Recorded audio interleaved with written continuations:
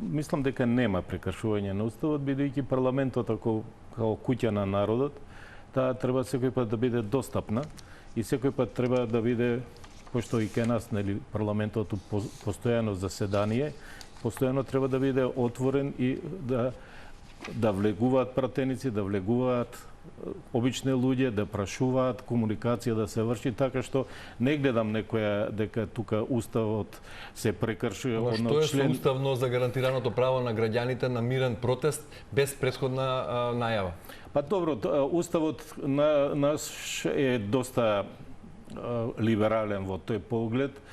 Со член 21 предвидува дека секој има право на мирен протест без најава и без пријавување. И став 2 тамо кај што вели тоа може да се едино може да биде ограничено тоа право во случај на војна или непосредна војна опасност.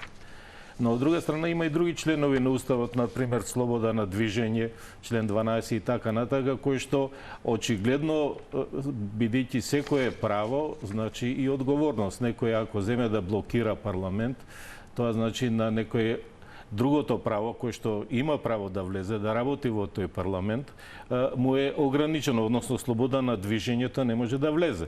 Така што тука имаме две уставно загарантирани и слобода и право, така што реална мерка, мисламе, дека во околу собранието треба да биде така наречена зеро зона, да се нема право за протести, да не се блокираат влезовите, за да можат пратениците постојано и непречено да си ја обавуваат својата функција.